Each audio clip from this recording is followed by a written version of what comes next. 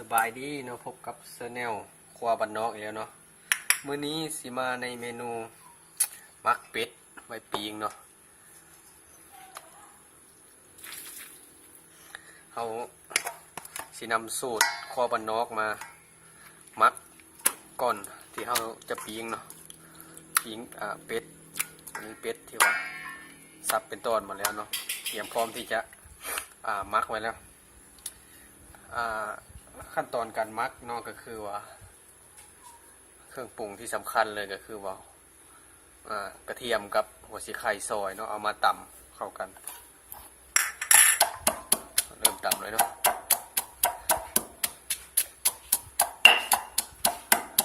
ตำให้มันละเอียดเลยพี่น้องแล้วมาซาวใส่กับซีนเป็ดที่เราเกี่ยมไว้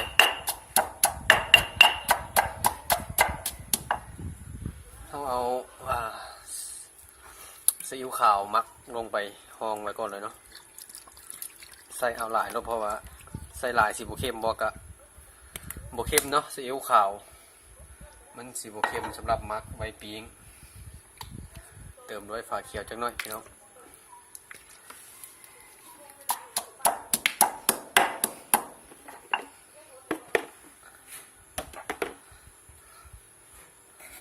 ขั้นตอนต่อไปห้องด้วยขนอน้อยนึง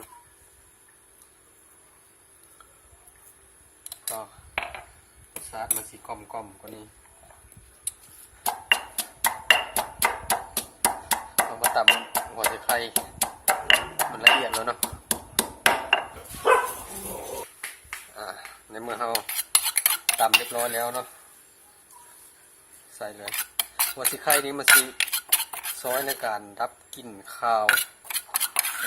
ซอยให้สีเป็ดหอมเนาะถ้าว่าไผ่ที่ว่าน้ำใสสูตรนี้แล้วก็แล้วไปเนาะถ้าว่าท่านในน้ำใสก็ลองลงไปเบิ่งเนาะเขาสิปะไว้ประมาณ10 นาทีก่อนเนาะเพื่อว่าให้เครื่องปรุงหรือว่าเครื่องมักเนี่ยมันเข้าเนื้อเข้าหนังแล้วแตงสีน้ำเอาไปปิ้งเนาะสีตัดไปใส่ตัวเฮาปิ้งเลยเนาะในเมื่อไฟพร้อมตอนเป็ดก็พร้อมแล้วก็เอามาข่างไฟกันเลยเป็ดเนาะเป็นสัตว์ที่ว่ามีน้ำมันหลายเวลาปิ้งเราก็ต้องควรบ่ต้องออกห่างเนาะปิ้งเป็ดเพราะว่ามันญาติน้ำมันลงใส่ไฟมันสิไหม้ได้เนาะอย่าให้มันเต็มพี่น้องโอเค